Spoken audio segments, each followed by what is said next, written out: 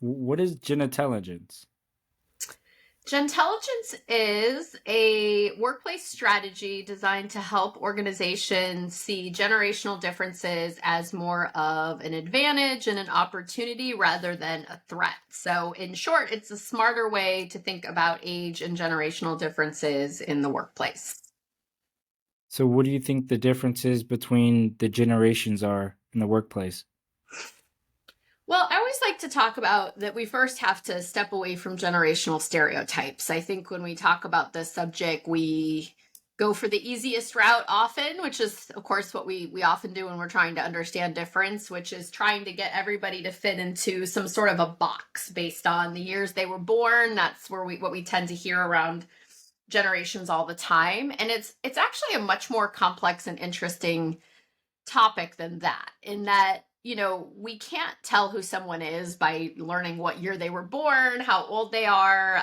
You see a lot of very cookie cutter stereotype generational information that everybody in Gen Z was affected by the following things, and therefore they think and act this way. Or Hmm. my generation, Gen X, same thing, every generation. And nobody looks at that and says, oh, yes, completely, you know who I am now. Thank you for understanding me. Most people look at that and kind of shake their heads and disengage. So I think the better answer is to think about generational norms. So the difference between a norm and a stereotype would be, we know that people in different generations think and act in somewhat different ways, and that those norms or frequencies or strengths of a particular behavior, let's say, they vary over time. So there's certainly things that probably people in your generation are more apt to do or think or believe than people in my generation. Not every person in my generation or yours, but the strength of that norm might be stronger in your generation than my generation or your grandparents' generation. And that's interesting, right? There's all kinds of reasons why. You've grown up with a very different world, a different set of challenges to navigate than I had when I was your age.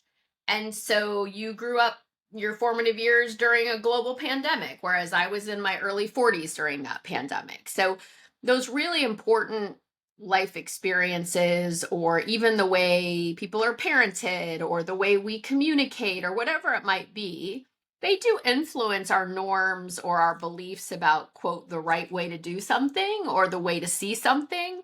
And that's really interesting. It's just one layer of who we are, our generational identity. But if we look at it in a more constructive way, it can really be a wonderful diversity of thought to tap into. So when we ask, like, what are the generational differences in the workplace, I think we're talking about how do we think differently about all kinds of things. Like, what does flexible work mean to someone who started working 50 years ago, right? When they hear about, oh, my employer is going to offer flexible work, they probably think anything less than 5 days a week, 9 hours a day sounds pretty flexible. But somebody your Yeah. age who maybe started working after we had started, experimenting with different models of hybrid work probably thinks flexibility is something very different than that. And so anything we think about, success, development, wellness, freedom, I'm trying to think of all, transparency, communicate, like any word that you hear thrown around, it's going to probably have a slightly different generational interpretation of it. And that's what I think is really interesting. I mean, wouldn't you see, like, say, if the parents who are raising, so if my mom was in a workplace, or the parents of someone are in the workplace and they're teaching their kids on, different things that, they might teach them, wouldn't the same thing kind of happen in different generations? So wouldn't we see the same type of norms or the same type of things in different stereotypes if people are in a different generation, if that makes sense? Yes and no. So, certainly the norms that your family passes down to you. In this family, we believe this, or in this family, we act this way. That's a layer of your identity. And that's influenced by all kinds of things. Like the beliefs that your family has are based on many, many things, their traditions, their values, all of those things. That's one layer of your identity. But we know that everybody's parents don't, I mean, it's election day, so what a great example to say, the fact that not everybody's parents passes down the same set of beliefs about, what's correct, or very different ways of looking at the world and things in it. The other thing that happens is over time we see even things like parenting strategies change. So the parenting strategies that were popular when a certain generation was young can have a huge influence on what beliefs and norms they bring into the workplace. So, for example, it used to be that the parenting philosophy of society here in the US was children should be seen and not heard. The children are supporting characters to the family revolves around the parents, right? And it used to be an even longer time ago, it was probably the dad, the male figure in the household. Then as time went on and women got more rights, the family revolved around mom and dad. They were working all day, they were bringing home income, and the kids needed to kind of stay out of the way and fall in line. Not every family, again, these are norms, but some families. When I was growing up, kids were supposed to kind of fend for themselves. Like we were supposed to keep ourselves out of trouble and figure stuff out on our own because mom and dad had a lot of work responsibilities. And then when the millennials came into the picture, we saw a huge shift in how parenting philosophies changed. So they were roughly the kids of the youngest baby boomers, the millennials were. And baby boomers have a very strong norm as a generation of success, working hard to earn wealth and stability and all of those things. That was part of the baby boomers' generational norm, so to speak. Not every baby boomer, but a strong norm for hard work getting you to the top of the ladder. So then their kids were kind of the generation that received the baby boomers saying, well, now how do I set my kids up to be as successful as possible? How do I help them have every opportunity in the world? Well, the answer was many families switched to a parenting philosophy where the kids were the center of the family. So if you grew up in a household where your talents and your interests and your challenges and your needs were at the center, suddenly we're spending a lot of money on you and your lessons and your practice and your sports and your music or whatever your interest and talent is. Now, suddenly the family is revolving around the kids, right? Their needs, their schedules, their potential, which is kind of a great thing. There's nothing wrong with that. But it's a big difference from the kids are in the background fending for themselves and the parents are the center. So, why does that matter at work? Well, imagine how differently you view yourself if from the time you were little, the world revolved around you, right? What you needed, what you wanted, your great ideas, this cute, funny thing you said the other day, or, the science fair project that you crushed, right? That there was all this attention. That was true for many more kids in the millennial generation than it had ever been before. And then they go to work and they are used to having a strong voice, having their needs and their ideas be heard and cared about and reinforced. And they enter a workplace where everybody there, that's not how we do it here. You just got here, son. You need to sit down and go get me some coffee and file some papers, which was completely a bait and switch, right? They Yeah. thought, what the heck are you talking about? And so we called them entitled because they showed up ready to contribute and be part of things the way they had been their whole life. So parenting approaches by generation shift a lot, and then we see that later in the workplace when people who have been raised very different are trying to work together with a very different set of sort of operating instructions. So that was a long answer to your question, but that's how I think it shows up. Yeah, because when you say the word entitled and it being about, you said millennials, correct? Correct.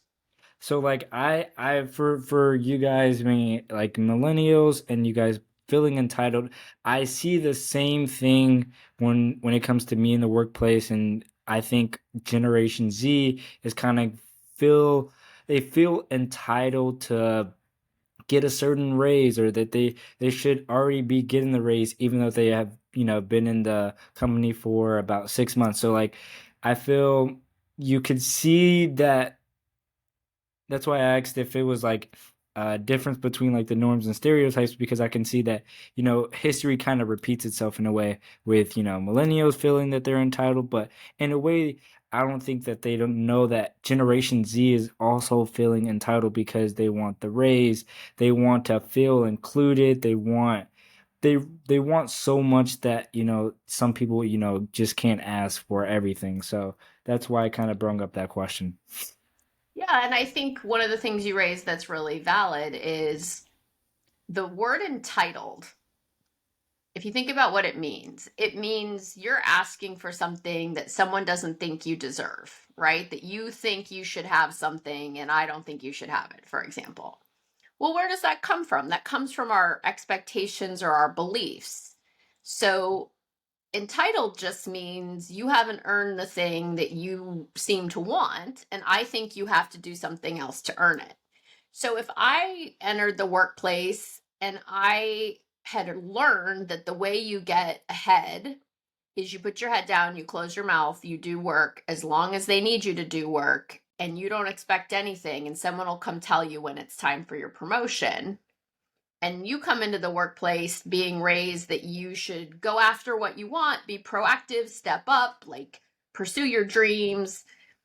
You might not need as long to get to the top as somebody else because you might have these special gifts and talents. And you come in and I'm your boss. I'm probably going to first think, well, who do you think you are? Right? Yeah. That's quote entitled. Well, you're just coming in doing the things you've been doing your whole life. And where I think there's a disconnect there is the judgment that comes on two sides. Gentelligence is always about seeing both sides. So, on my part, if I feel that way, I need to say, Corey, can you help me understand why it's so important to you to get promoted so quickly? Because I hear you ask about that a lot. We don't really tend to promote people for a couple years. Can you help me understand, like, what's behind that? Right? I need to understand where you're coming from.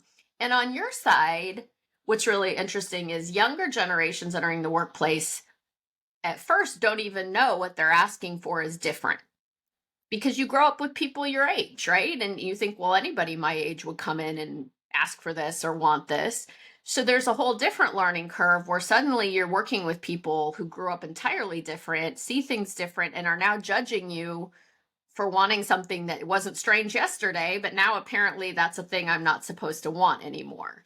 So you saying, well, it makes sense to me that if I put in the work and check the boxes, I should be ready to go up, like level up. It's almost like a video Mhm. game sort of mentality. Like I did all the things, I'm ready to level up to the next stage. So you saying, can you help me understand why do I have to be in this particular level or role for 2 years before I can be considered for promotion? Because that's a very valid question. You're trying to understand what you're missing here. Like, what's the magic thing about 2 years that doesn't make sense to me? The answer is probably somewhere in the middle, right? There's probably things you need to learn and experience that aren't going to happen by tomorrow, but I need to explain that to you. Mhm. And then you probably, deserve an explanation as to why we think 2 years is the magic thing. And usually when I work with clients, the answer is somewhere in the middle, that maybe it's not 2 years for Corey, but it's not tomorrow.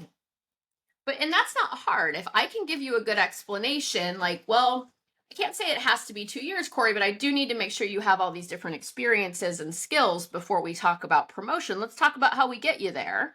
I'm guessing you'd be okay with that. But me just saying, nope, I'm not talking to you about it till you've been here 2 years, for a generation that's grown up with lots of information and explanation, that's a very odd thing to say, Do right? you Like that.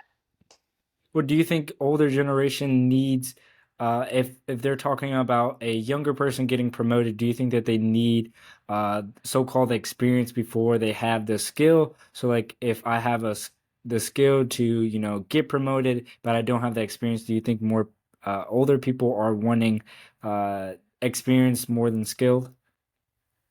I think often those things are very entangled and sometimes correctly and maybe sometimes not correctly. So I was meeting with a client not that long ago. We had a workshop, and this person said, in my organization, you have to be in role for 6 months before we sit down and talk about whether you're ready for promotion. And she was getting pushback on that. And I said, can you help me understand why it's 6 months? Just like I would hope one of her employees would ask, right? What is so magical about 6 months? And she said, well, there's some things that I need to see that over time you continue to operate at this level of excellence, right? It's not that hard to show somebody that you can do something a couple times. But can you keep doing it in 3 months when it's not exciting anymore, or maybe the shine has worn off? Do you start getting less careful, or are you less motivated about it? And so there's certain things where she said, it's not that I don't think they can do certain things. I want to know they can do them consistently over and over again, over time at the same high level. And I can't know that until some time passes. And then there's some other things that were sort of almost seasonal, right? So, like, let's say you're an accountant and it's like, well, yeah, you've been able to help us with a lot of things, but we haven't been through tax season yet. Or clients vary every season, and we want to see you go through a full rotation when it's stressful or when it's boring or when we have to do budget and performance reviews. And there's certain almost rites of passage that happen during different times of the year in some industries, and we want to see how you're doing at the end of all that, not what you look like the first couple months when everything's exciting and new and everyone's trying to make a good impression. And so I think it's both. And I think the key is somebody needs to take 5 minutes and explain that. And if they can't, if there's not a good answer of why it needs to be 6 months or 6 years, if you can't explain to your youngest people who are asking why, then maybe it's not a good policy. And there's that too. And I always say I borrowed this from a friend of mine, or a colleague of mine that I worked with. It's not mine. But there's some things in organizations that are almost like load-bearing walls. You know, when you're like remodeling a house and like some of the walls are load-bearing and you can't tear those down because the whole house will fall down. And then some of them are like decorative walls. Like somebody a long time ago thought a wall would be a good idea there. So is that idea that you have to wait 2 years to be promoted, is that a load-bearing wall here? Like it's non-negotiable. We have it for the super important reason. And here I'll explain to you what the reason is. And then likely if that's a reasonable explanation, you'll say, okay, got it. Thank you for the explanation. I look forward to having those experiences. Or if I can't tell you why it's rationally 2 years, it might not be a load-bearing wall. And maybe I need to sit down and think about what the timeline should be, right? So it's not always that young people are asking for things that are unreasonable. Sometimes those policies and procedures and processes are outdated and we need to change them. And that's why I love the idea of just being willing to understand where something's coming from. Opens up like which of those things really matter and we just need to explain why, and which don't matter anymore and we've uncovered something that we should change, we should evolve. Yeah. You talk a lot about your clients here. What is the biggest challenge that your clients go through in the workplace? I I think a lot of it to me comes down to communication, and I want to make like communication as a big umbrella because there's a lot of things that fit under intergenerational communication. So it can be exactly what you'd think. Like we choose to communicate differently. We choose different communication channels, right? It can be very simple. Something like I'm sending you a bunch of emails and you check email once a day or once every couple days, and I check it once every 10 minutes. And I'm getting frustrated because you're not responding to my emails and you're wondering why, if it's so important, I don't just shoot you a text, right? It can be something like as simple and everyday as that. It can be what I mentioned before, where we're assuming we're having the same conversation, but in fact, we're having a very different one, right? If you say, I want to work for a company that is really interested in developing me and helping me develop my career. And I say, oh, well, that's us, let's do it. And then suddenly you're unhappy, you don't like the experiences you're getting. And I'm thinking, I thought you wanted development experiences. And it turns out development means something entirely different to you than it did to me. So we have a communication problem. And so I think there's a lot of judgment going on both sides, not just older to younger, but younger to older, that because this doesn't look like what makes sense to me, there's something wrong with it. So that's why, a lot of Gentelligence is about tools to help people have smarter intergenerational conversations. Anytime you're working across difference, there's a really high likelihood you're going to misunderstand someone else's intent or, what they're trying to get across. And for some reason, it's hard for us to slow down and say, well, help me understand where you're coming from here. I think I'm missing something. Or even being willing to believe that different norms and different approaches to things is a good thing, right? That I don't need to be threatened that you might have an entirely different idea on how to approach a problem than me because I believe you and I have the same goal. We both want what's best for this organization. You thinking you want to approach it in a different way shouldn't be threatening. It should be interesting and helpful. And let's talk about that. So I think a lot of it goes under the heading of miscommunication, I would say. Because I can kind of see where I think there's a lot of miscommunication when it comes to if there's a difference in generation where I might want something for the business, but we might want the same thing, but since it's not either my way or you don't have enough experience or you're not skilled enough that they kind of neglect your answer or your choice that the decision that you want to make towards the business, even though you guys want to make the same decision, just your way is not the right way just because you might be a certain age or just because you're in a different generation. Yeah, I think anytime you're assuming, well, what could he know? He's 19. Or you say, okay, boomer, like you've been around longer than, I've been alive, but I'm not, what you don't understand how things work today, right? You could use these sort of shortcuts, which is really what bias is if I say, well, what could a 19-year-old know about blank? Well, that's a judgment. That's a shortcut I'm making that no 19-year-olds could possibly know as much or anything useful compared to somebody twice their age. That's not true, but it's easy for me to just group everybody that age. You don't have the experience. Well, experience with what? Right? Like I work with 18 to 22-year-olds every single day. Those are my students. And they don't have the same experiences I have, but they have equally valid and equally interesting different experiences. So an example I have, of course, we're all trying to figure out what to do about AI. How do you use it ethically? What's the best approach to using it? And I sat down the first day of class and said to my students, so let's figure out a policy on this together. I want to hear what you think, how you're using it. If we have the same goal that we're all here to learn and we're on the same side, right? I'm not on a different side than you. I'm on the same side. And the goal is learning and mastering content and becoming experts. How do you think we should use this tool to achieve that goal?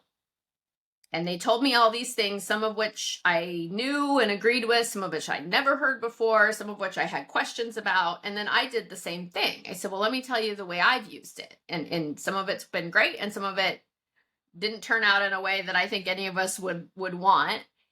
And together we came up with a policy, right? How are we going to use this? We're going to, in our class, we use it like an intern. So we can have it help us with things that maybe we don't want to spend our time doing, but we don't let it do all the work. We don't let it run the project. We don't leave it unsupervised. We use our own brains to go back in and check it and improve it and do more work with it. And that's how we agreed we would use the tool. And so I think the key thing that you said is, as long as we're on the same side and we are all pointed towards the same goal, why wouldn't I want to hear how you're seeing it?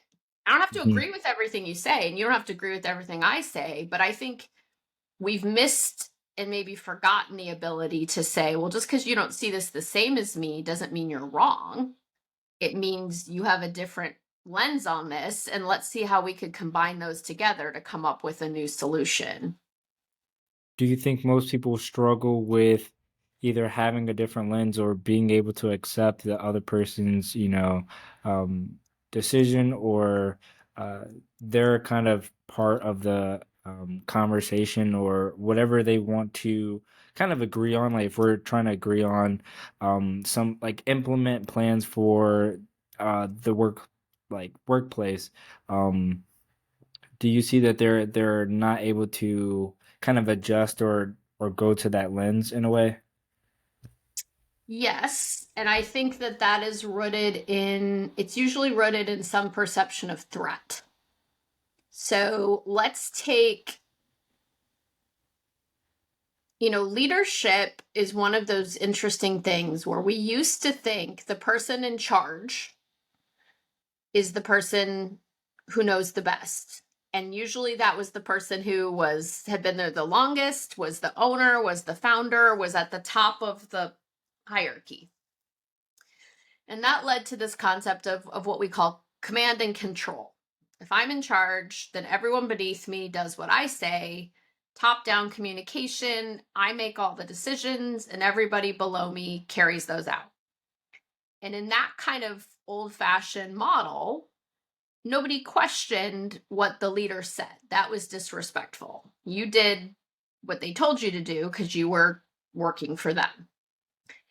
Over time, as people's education levels have grown, as the world has changed, technology has changed, we've had this very interesting evolution where now there are many places where people who might not be the oldest or the most experienced or have been there the longest or be even at the top or the high part of an organization know things that the people in charge may not know, or it might not even be people in charge. Like when the millennials came on the scene was the first time when younger people grew up learning a very important skill, which was digital savvy, the internet, all of those things that the rest of us had to catch up with, right? There was a learning curve. We all had to learn it as adults. It's harder to learn something as an adult than it is to learn it as a kid, as we know.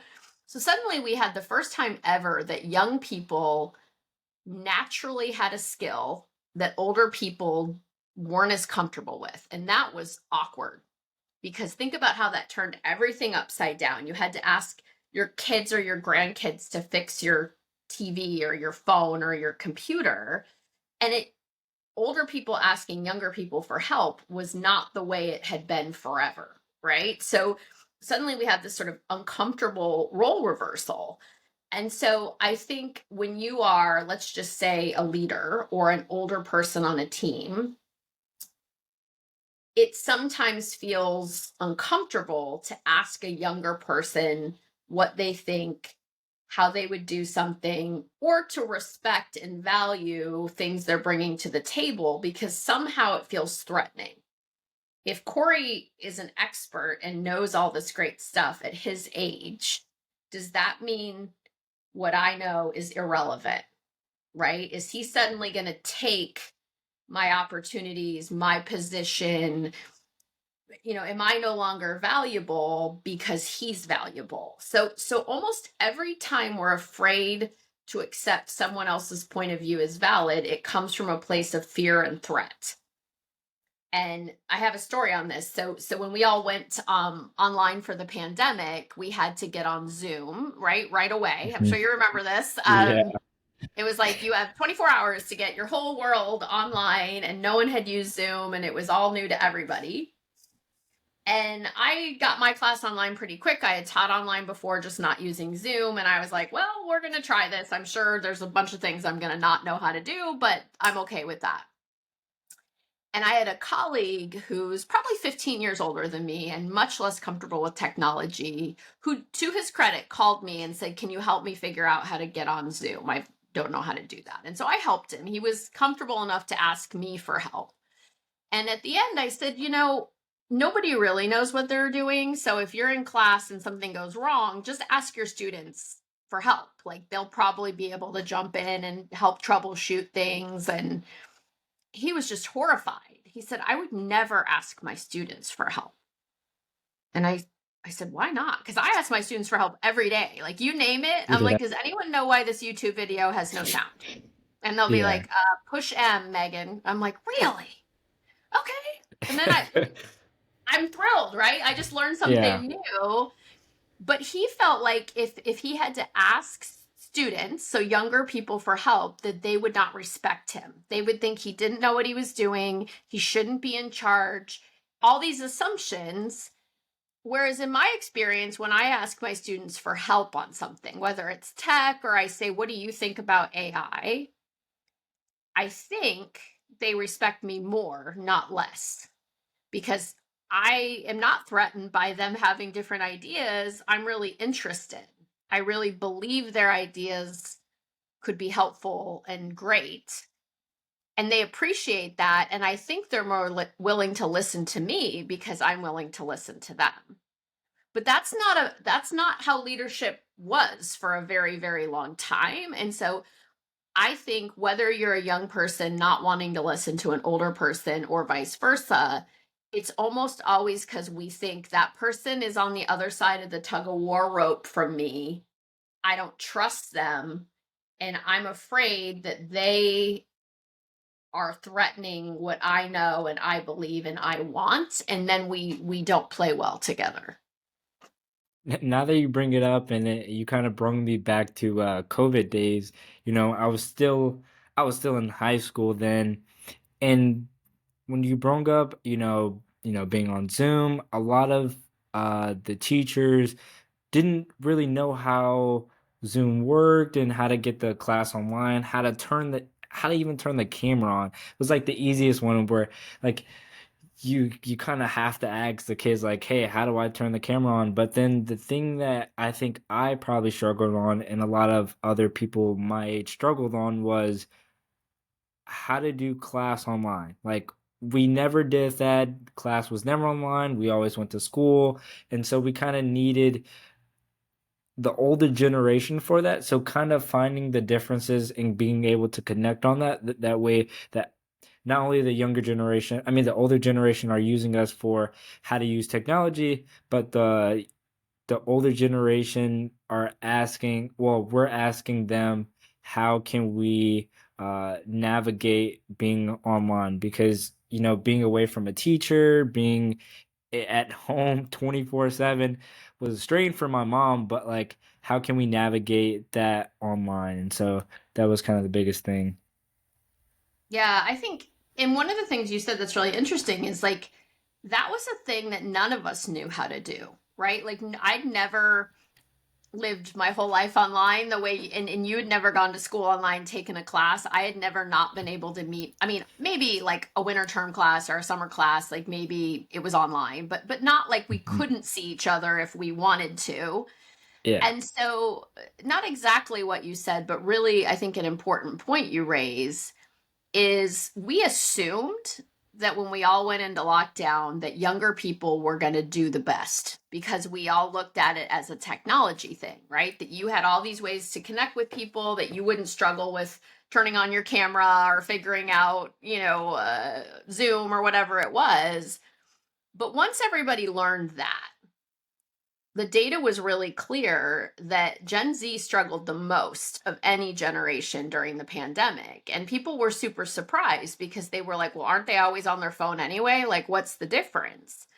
Well, I think what we missed, and we're still kind of missing it today, is when you're young, and we can define young however we want. Let's say when you're in your like late teens and 20s, let's just say, your needs tend to be ones like, I need to establish my network.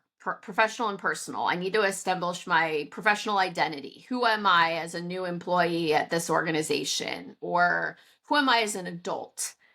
And you also have a lot of social needs, right? Like I'm meeting my grown-up friends, potential people I might spend the rest of my life with. Like you have a lot of needs for things like networking, but you're also trying to prove yourself.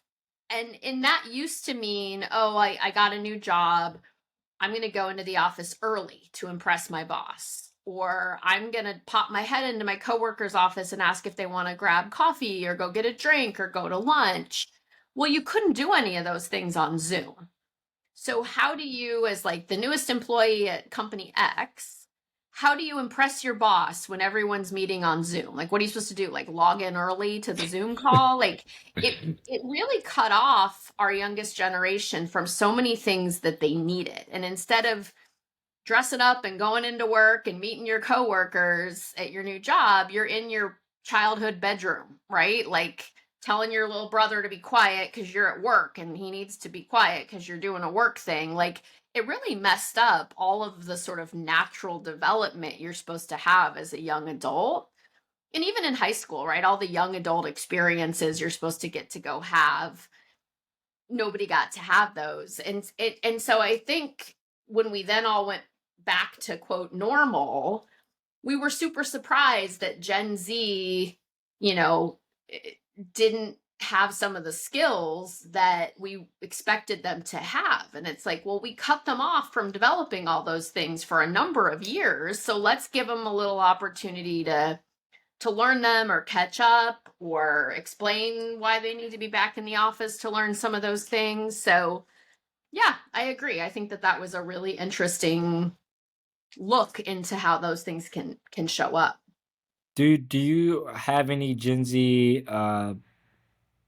like clients who come to you? So sometimes, so our oldest Gen Zs are 27. So we do have some that are in leadership roles, or often if I get contacted by people in Gen Z, they are part of often what's called like an intergenerational resource group or a young professional resource group at their organization. And we're seeing more and more of those where companies have resource groups for all kinds of things, any kind of like difference or something we want people to be able to like get together and talk about. They sometimes will have a resource group. So we're starting to see these intergenerational resource groups where it's a place where people across generations get together to learn about each other and have these important discussions. So sometimes the people charged with finding speakers or training are Gen Z, and they will find me and say, we'd love to have you come talk to our intergenerational resource group. So sometimes that way, it is usually older people because it's usually people in charge of, you know, departments or training, learning and development, things like that. But there's often a lot of Gen Zs involved in the conversation and in the training when we do have it, even if they're not always the people that hire me. So are they the, like leaders of a department? Are they trying to fix their generational like are there like when people come up to you like what are the things that they kind of say to fix their organization? Yeah, so it depends. Sometimes if I'm approached by people who are, for example, in charge of their company's diversity and inclusion efforts, those are a big part of my clients. They are the heads of DE&I, or um, they often are coming to talk to me because their organization hasn't yet talked about generational or age diversity. It's the least, you know, sort of common diversity topic. Not very many organizations include age in their diversity strategy. And so somebody told them that that's a good thing to talk about, or they've had enough challenges with it, they want to help. So that's a big part of the people that come find me. I do get people who are leaders, either they own the company or they're leading a team or a department, and they just know that all of their people are very challenged by generational differences and they're hearing a lot of frustration and they want tools to help their people handle it differently. Often it's very, what the word is, they're very aware that there's a better way to do it than they're doing it. Occasionally, I will have people come to me and say, here's the problems we need you to fix. Our Gen Z employees think they should get promoted after 2 days.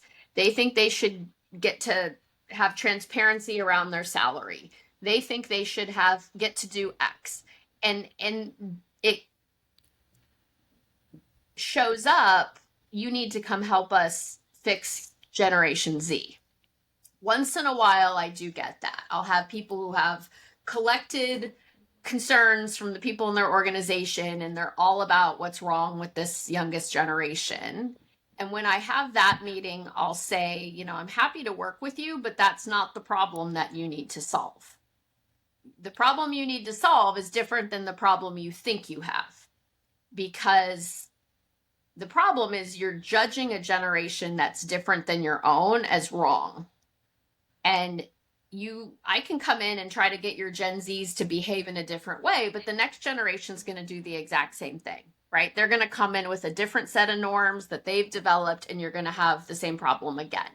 So the problem we need to solve is, how do you frame generational differences as an opportunity and as something positive and an important diversity of thought, and understand how to engage without judgment, not how do we fix these kids and get them to act differently. That's not the problem that they're trying to solve. So that's rare, but I have had that happen. I know we've been talking a lot about negative things about, different generations and how they work together. Is there any like positive things that you see that different generations do together in the workplace? Absolutely. I'm glad you asked that. I think the number of times that people are able to have positive generational experiences are not talked enough about. So I have a great example. I was just recently meeting with a client who started a mutual mentoring program. All right, so we talk about mutual mentoring in our book. And mutual mentoring is a combination of, obviously, we all know what mentoring is, right? Let's say that I serve as your mentor. That's the traditional way it would happen. I'm older than you. Most of us have heard of reverse mentoring, which would be you mentoring me, right? You're going to teach me some things that I don't understand or know that you're good at. Mutual mentoring is a nice mix where the expectation is we both have things to teach and learn, and we're going to get together and we're going to figure out what those are. So this particular company piloted a mutual mentoring program. I think they had 6 pairs of people across generations. They had it really well organized, really well set up, and they met once a month. The pairs would meet. They would talk about whatever the chosen topic was by the person organizing it. So maybe they are talking about flexible work or AI or mental health in the workplace or whatever it is. And they just talked about how they saw it, questions they had, different experiences they'd had. So I was invited last week to come down for their final sort of meeting. We had a coffee meeting. And they went by, pair and introduced themselves, talked about their experience. And every single pair said, I thought this would be interesting. I didn't expect that we would become friends. And it was clear that and it was only a sample of 6, so we'd have to be careful about how much we generalize. But by spending time with people, you find out all kinds of things. One, you find out where these commonalities are, right? That you and I maybe have the same passions or interested in really similar things, which we didn't realize when we were just seeing each other a couple times a week at a staff meeting or something. And it's really easy to stereotype people if you don't know them.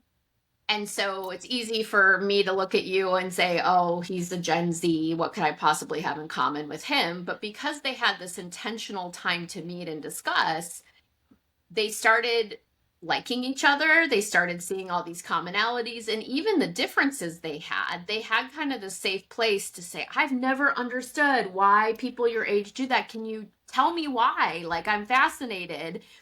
And they develop these friendships, and the friendships are how you break down stereotypes. And I think why I'm so passionate about this topic is I have hundreds of Gen Z students that I see every day. I do leadership coaching for them, I teach them. They help me lead our leadership center. I have students that are no longer students that are now professionals that I text with and I'm friends with. And I think if you just knew a handful of people in a different generation as people, it would be very hard for you to generalize that they are all this, right? Just like any kind of difference. You only do that if Mhm. you don't have any personal experience to use instead of the stereotype.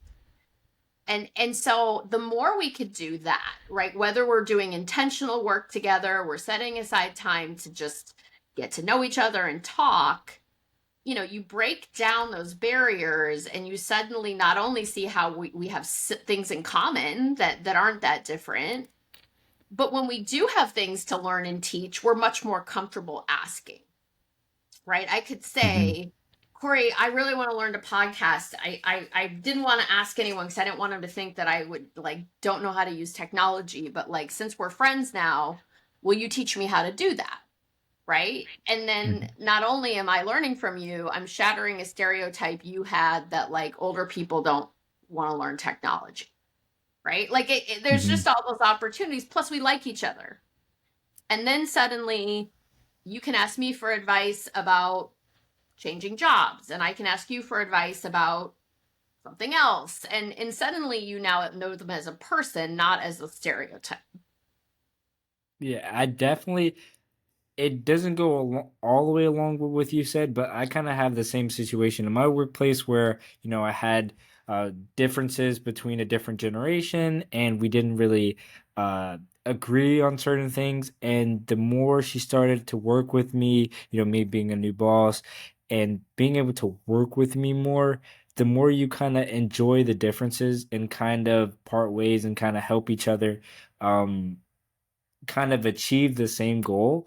And the fact that, today I kind of felt that like, dang, I'm actually kind of liking this. Like this mm, something that you would think that like, hey, like the reason why I'm even having this conversation with you is because those certain things of like, hey, I have so many disagreement with different generations, but now it's like they kinda the more you're around someone and the more you kinda understand that, these generation differences, could be something positive, the more you start enjoying it and like, "Hey, like, this is just a person. We both wanna help each other, and we both kinda wanna achieve the same goal." Yeah, exactly. We were headed to the same goal, and it's interesting we might have different ideas on how to get there. So we talked a lot about, Gen Z this and Gen Z that. Why do you think people are hating that Gen Z are now in the workplace? I've written a lot about this. I think the real answer is we do this anytime a new generation enters the workplace. So just in the last year, Gen Z have become a bigger part of the workforce in the United States than baby boomers. We just had that happen. So Gen Z is now 18% of the workforce. Baby boomers are 15% of the US workforce. So the numbers are getting bigger. So the influence is stronger. If you go back through time, and I did this in a blog I published this week, you can see the pushback has happened with every generation. So the baby boomers, when they came into the workplace and into society, even, they had a whole mantra of like down with, excuse me, down with the man, down with the establishment. Like they were the rebels, right? They thought they were progressive, they were different, they were edgy. And of course, the people they were working for were like, calm down. Who do you think you are? You don't get to do that. Like, we don't do that here. My generation, we wanted more work life balance. We grew up with lots of independence, with working moms and dads, unlike the prior generation, and we wanted to keep some of that independence. So we were called slackers. Millennials, when they entered the workforce, as we've talked about, were really driven to try to accomplish things at younger ages than other generations had, and we called them entitled. And now Gen Z, it's their turn, unfortunately, where anything that seems different that we don't understand is judged. And we're seeing all these awful headlines about they have no work ethic, and they have no etiquette, and they don't know how to behave, and they're not self-directed. And the reality is Gen Z has different things to develop and learn than the past generation for all kinds of really logical reasons we've already talked about. There's things that your generation, particularly the older part of your generation, might have missed or not developed in the same way because of a global pandemic, but also because you grew up with unlimited access to information and explanation. So you coming into work and asking for explanations on things is not unusual, but it's kind of new. And so we're judging it as wrong because it's different. And so it's not that Gen Z doesn't have a whole lot of things to learn and ask about and experience. It's that they're different things than the millennials or the Gen Xers or the baby boomers struggled with. And Gen Z, on their part, as we talked about, when you're young, it doesn't occur to you that what you're asking for or wanting is different. So you might not necessarily frame your request or your behavior in the way that you would if you knew nobody in this place has ever asked for that before, right? You might approach the ask different if you knew that was a very unusual thing to ask for. But if it's something that you've grown up with, it doesn't seem unusual. So I think the reason we're seeing a lot of clickbait headlines on this is the numbers are growing. It's more of an issue that companies need to tackle, but it's not a new problem. It's the same challenge and the same unfortunate judgment that every generation has gotten when they are the youngest people in the workplace. I mean, I've kind of seen the same words and the same usage of how they explain different generations in the past, and now how they are explaining our generation now. Like a big thing I see on the thing of Gen Z is quiet quitting, on like how people are just working jobs they're not, or they're just job hopping, where they're just don't really want to have the motivation to work. Have you seen that around in for Generation Z? Yeah, I mean, I found something when I was writing my article this last week about how Gen X was the original quiet quitting group, where we were like, we want some time for other things besides work. We don't think life is necessarily all work. Now, not everybody, but in my generation, but that was a relatively new norm.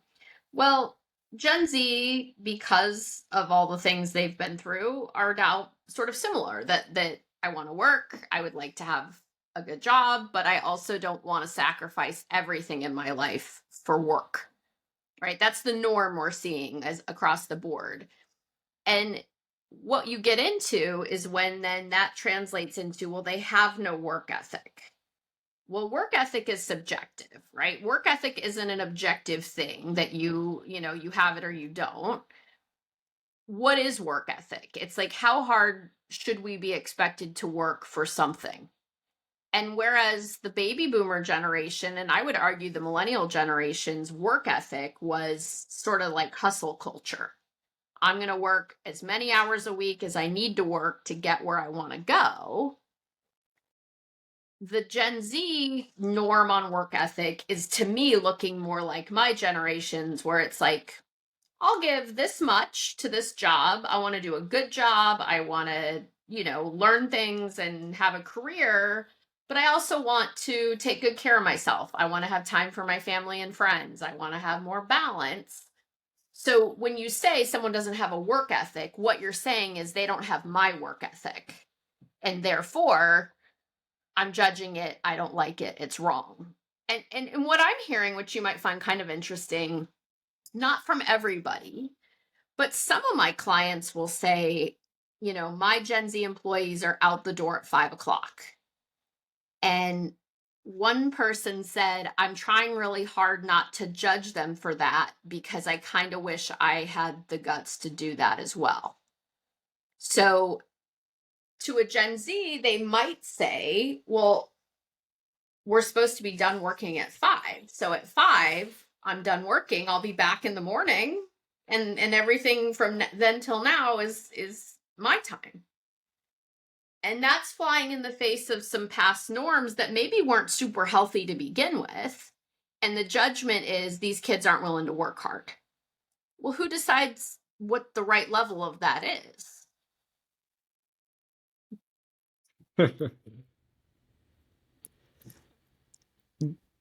When it comes to Gen Z, I think there's so many things that I think affect Gen Z. When it comes to social media, do you think that it kind of makes the matters even worse, where we're kind of seeing like, especially when it comes to me, I'm around, social media probably more than you. I kind of know all the, ins and out of, how to run things in social media. Well, when it comes to our like known Instagram, where we're having, people swipe around, even when it comes to dating apps where we're having kids swipe left or right, we're kind of seeing this act of 10 seconds or less. Like we're having our, Generation Z have a what's the word? Not it's still with like the span of, like attention span, and seeing that, we can't keep the attention span. I think it was like a thing that said like Gen Zs can't keep their attention longer than a duck can, or something like that. I think it was something close.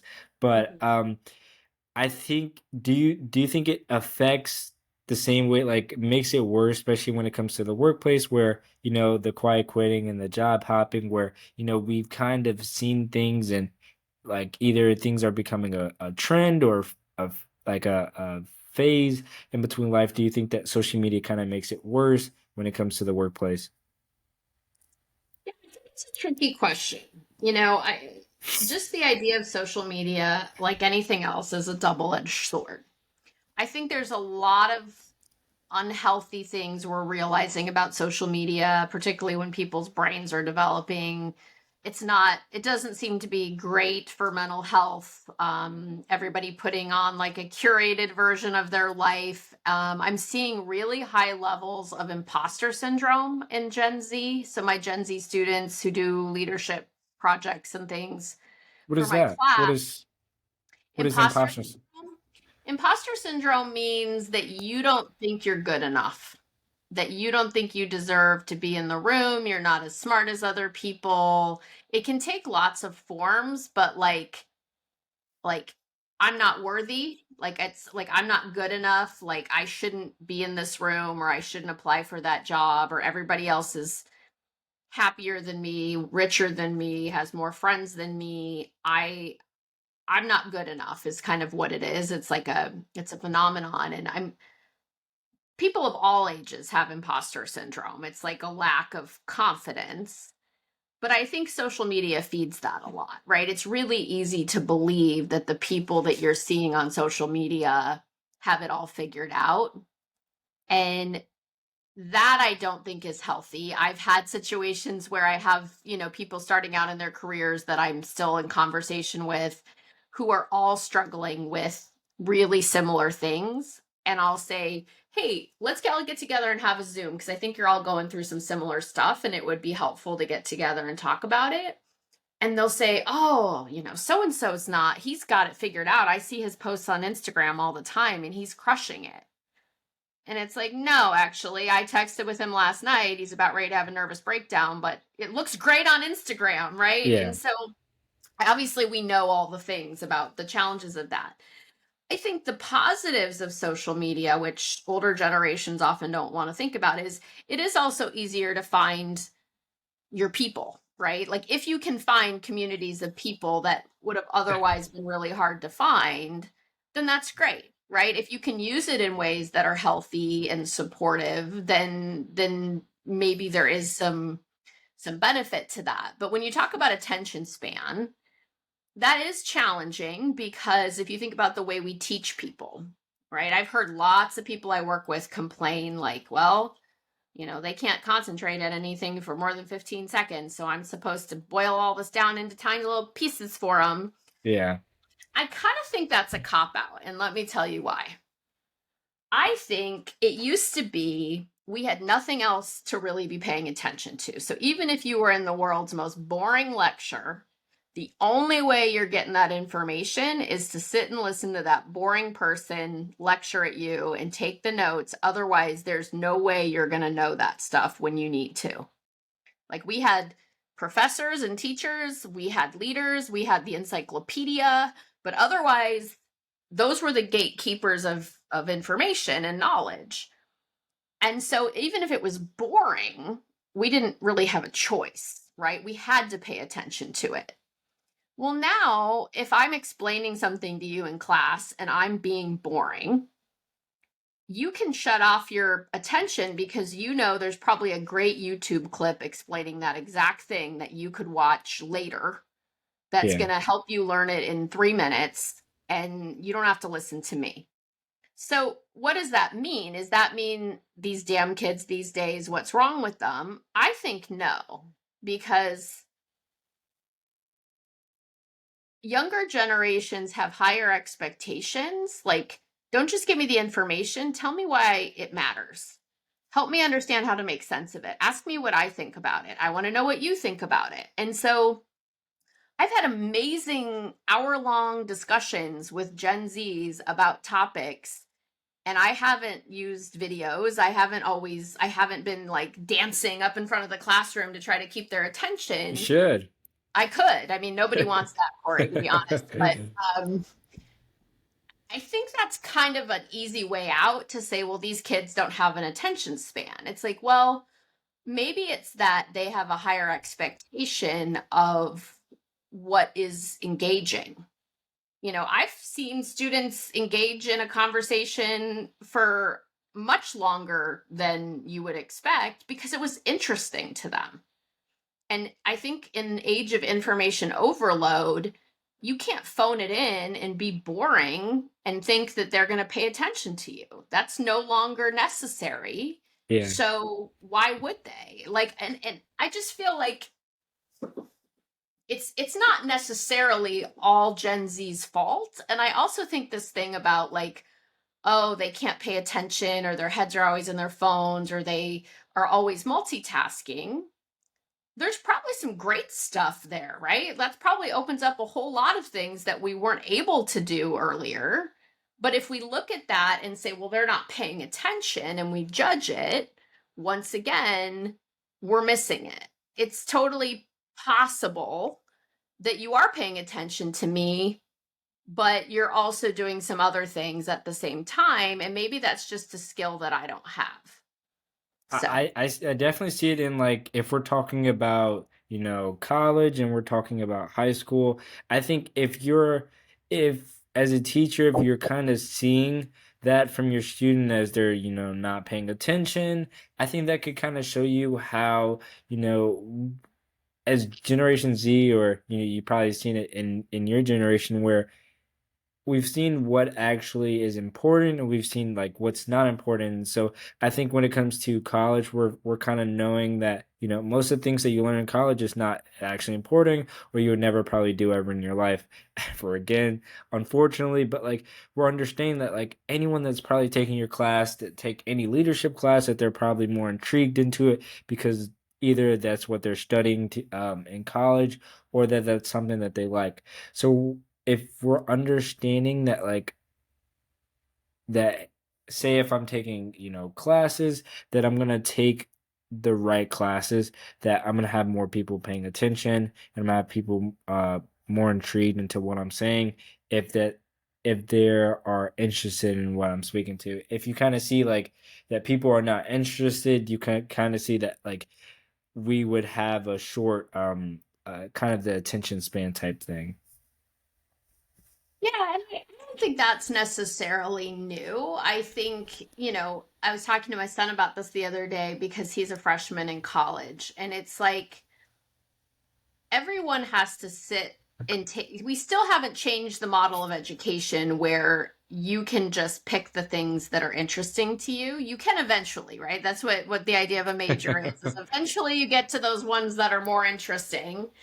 But we still firmly believe that you need to have a foundation and an exposure to lots of things, right? That's where your Mhm. like general education classes come in. And that means we're all sitting through something that we're saying, at least at the beginning, Why in the heck do I have to take this?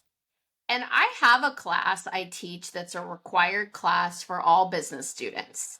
It's a class about management and leadership. And I definitely have a big number of students who are majoring in maybe it's accounting or economics or finance or something where the last thing they think they really need to sit and listen to is a class about managing like people at work. It just doesn't Yeah. seem that interesting, or it's not what they're best at, or they want to work with numbers. um I view that as a great challenge, right? But also an opportunity, because all of them are going to lead people or be led by people. And so my challenge is, how do I get them to want to pay attention to it? Well, it doesn't matter how old you are, you know, what makes people engaged and interested is finding a way to connect to them. So if You I gotta say, start doing the TikTok dances. yeah, no, nobody wants that either, Corey. But if I can say to them, what percentage of your company's budget do you think you spend on people? Well, most of them It's a never thought lot. about that question before. It's a lot, right? So if you're a finance guy and you're into numbers, and I just told you that if you don't understand the stuff I'm going to teach you, the amount of money you're going to lose is going to be obscene. Like, you figure out what I'm teaching you, you can keep your best people.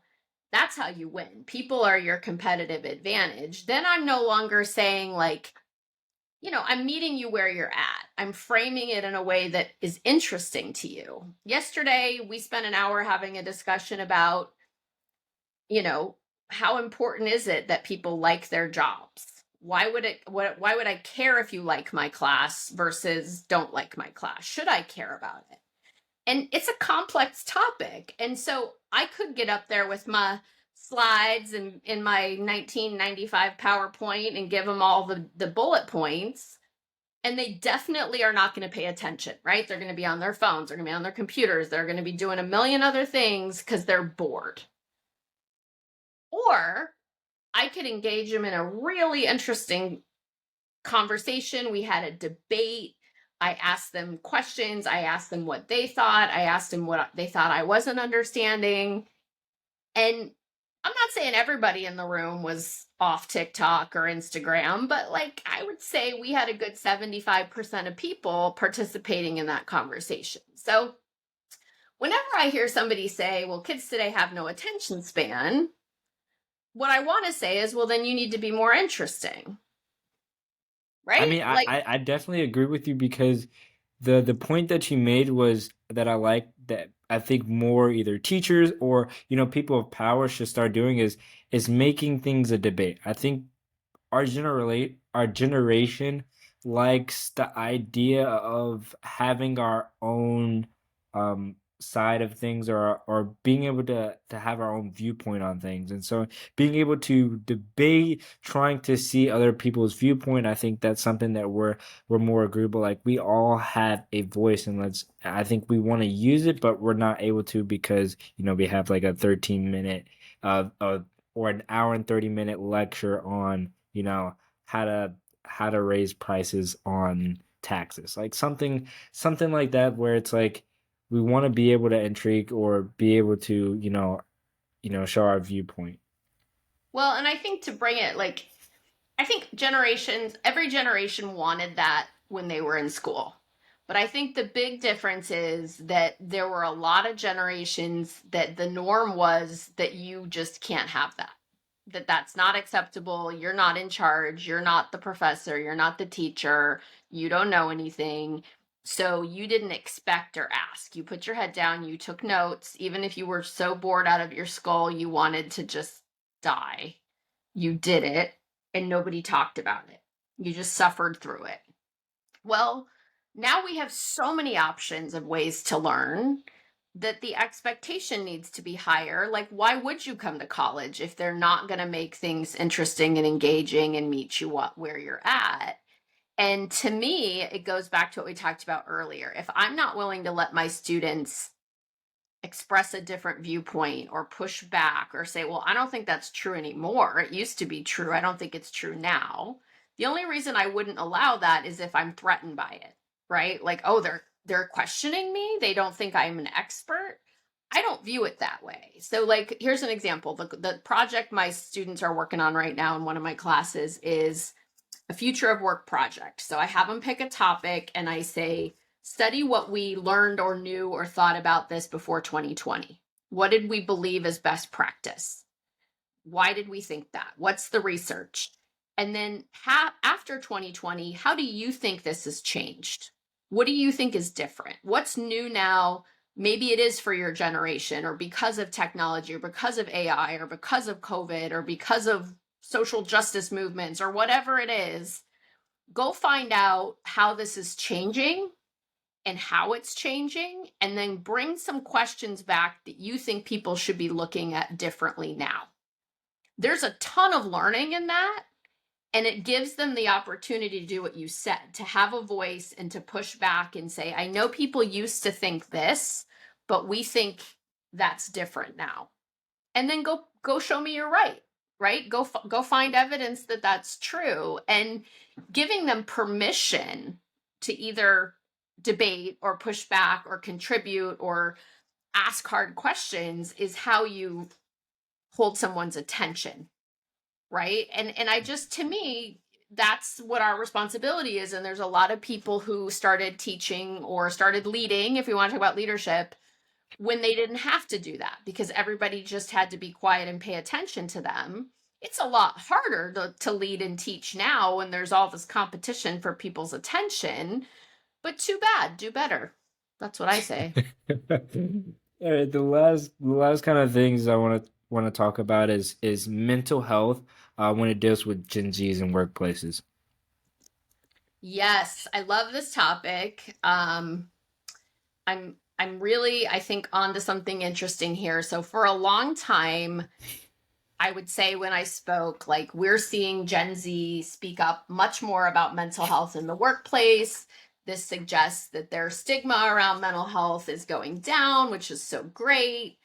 But it's certainly causing some issues at work, because if they're talking about mental health at work to their boss, who maybe was taught that's not a workplace appropriate topic, or that's a personal issue, not a work issue, you can see how quickly that would become sort of tense.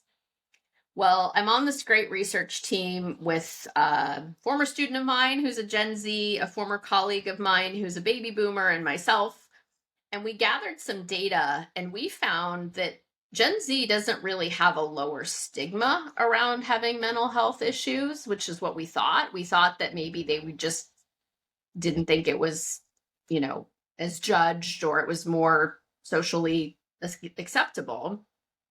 We didn't find that to be true at all. We actually found that Gen Zs had a higher level of sort of stigma about mental health than older generations. But what we found was that they were more willing to speak up about needing things to help support their mental health at work than older generations. So that was really interesting. We went back to the drawing board and thought, well, if they're asking for things not because they have less stigma, why are they willing to speak up and say, I need a mental health day, or I can't come into work today, my anxiety is really bad? So right now, our hypothesis is Gen Z is the first generation that went all the way through school at a time when accommodations in schools were much higher. So accommodations in schools technically have existed for longer than that. But the year 2000 was the year of No Child Left Behind, which was a movement where we wanted to make sure all of our kids, regardless of challenges, were making good progress, in a nutshell. So we saw diagnoses and accommodations for things like ADHD or learning disabilities or anxiety or lots and lots of things increased. It was more important to identify kids who were having struggles early so that we could give them the accommodations they needed to be more successful, which is, by all accounts, like a good thing, right? We want to help people be successful. Well, if your entire school career you were provided accommodations for things that you struggled with in order to help you do your work and be successful, we shouldn't be surprised that now you're going to work and asking for accommodations for the things that are challenging to you, right? That's exactly what you've done your whole life. It's been supported by your parents, it's been supported by the school, it's been legally mandated that you have those things. And now we're at work and we have that generation coming and asking for some version of that informally, right? I'm sorry I haven't made that deadline. My anxiety's been awful this week, or I'm really burned out. And we didn't connect the fact that that's what we provided their whole entire life. So why would they now suddenly stop asking for it? Right? Right? Did that just blow Yeah. your mind? I think I'm onto something here. We're working Yeah, on a I think paper you on are. this. Because I totally get it because even I was included with accommodations, and then we kind of see when we go to college, hey, let's get the accommodations because you're going to really need it. You might need it when you come from high school to college, or even when you come straight from elementary school to middle school to high school, now to college. That why wouldn't I need it for the workplace? Like we're just all of a sudden just not going to get the accommodations, whether it's the same reason or a different reason. I think I should still get the same amount of accommodations or help that is needed. Um, are you seeing that like for people who are not getting the help that's needed, do you think what's the word? Like how do you think that mm, well, so when you talk about mental health, do you think that I'm trying to word it correctly? Um, because I think the understanding that when you talk about mental health for Generation Zs and that like more people are trying to get the accommodation for it, I'm not like very big on kind of needing the mental health, but I see a lot of my friends kind of need it. Do you feel like that's going to be like a big struggle when it comes to further generations, our generation, and then a generation after? Do you see it being a big problem, or are people going to start accommodating for it? I think a couple things. I think part of the issue we have to untangle, if I'm right about where this is coming from, is that remember we just talked about the prevalence of social media and the ways that it's helpful and hurtful for Gen Z. Helpful, I think that it's maybe normalized. Apparently hasn't really gotten rid of the stigma, but it's normalized talking about it, right? So you know you're not alone. You know that there's other people that struggle with these things. So that's great. But I think a problem it has caused that we have to sort out is there's a difference between I am clinically diagnosed with this mental health issue. Therefore, legally, I'm entitled to accommodations, right? So if you think about Mhm. accommodations in school, schools are very careful to say if you have a diagnosed disability, whether that's a learning disability, a physical disability, a mental disability, whatever it is, it has to be documented. And somebody who has authority has to say, because you have ADHD or because you have anxiety or whatever your situation is, here are the appropriate accommodations to make sure you have the ability to get an education or that you can effectively get work done. And that's what's been determined as legally required. So the Americans with Disabilities Act says you legally are entitled to reasonable accommodations. So I think what's happening is, as you said, when you go to college, what's reasonable changes, right? What they gave you in high school is not necessarily possible in college anymore. I can't give my students all copies of my lecture notes because that's not how things work in college. So the reasonable part starts to change. So then we get into the workplace, and I think a couple things are happening. Unless you have a clinically diagnosed situation that requires them to legally accommodate you, it becomes up to the discretion of your manager, right? And if you don't have legally, you don't have a diagnosed mental health issue, you just are high strung and have a lot of stress and you're feeling burned out, are you entitled to something because of that? So I think social media has normalized, and I've heard this from a number of therapists, that they kind of don't like how freely words like anxiety or, you know, ADHD or OCD or whatever it is are used, because a lot of people saying that might not meet the clinical definition and might not be legally entitled to certain accommodations. So when those things are used super freely, it's hard for an employer to know whether you actually have anxiety in a clinical sense and legally must be accommodated, or you're just really stressed and need to get some sleep, right? Like, Is where's the line? is it actually affecting Gen Z's being in the workplace? Like, are they being affected by it? I think yes, in a couple ways. I think the willingness or expectation to ask for accommodations, whether it's extensions on projects or calling in sick to work at the last minute because they need a mental health day, is impacting the impression and performance of Gen Z, probably because what they think is reasonable to ask for is viewed as not always reasonable by their employer. And so, to go back to the original question you asked, I think it's going to be somewhere in the middle. I think during the pandemic, organizations realized that they need to probably do more to support the wellness of employees, and mental health is included in that. They did a lot of things to do that during the pandemic. And now what we're seeing is some organizations saying, well, we weren't going to do that forever. We were just doing that when there was a global pandemic. But you can't put the genie back in the bottle, particularly young people when their first few years of work were maybe in a place that was going out of their way to support mental health during the pandemic. They expect that. That's what I expect at a job. And so I think we're going to continue to see employers do more to support wellness and mental health for every generation, because our expectation of that is going up as employees. But I also think we have a lot of conversation we need to have around what does reasonable accommodation mean, whether it's a legally required accommodation or just something I'm going to do for you because I care about you as an employee and as a person.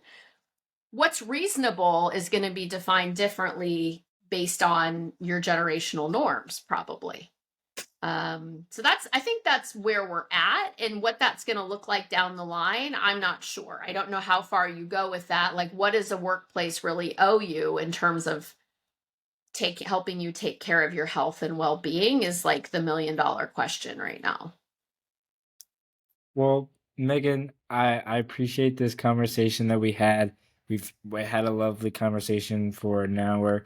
I would definitely love to talk to you about this a lot more. Just kind of wrapping it up, the last question I would like to answer before we leave this great conversation is, what would you say to someone trying to whether it's a quote, whether it's just a phrase, how would you help someone who's trying to help their generational differences in the workplace?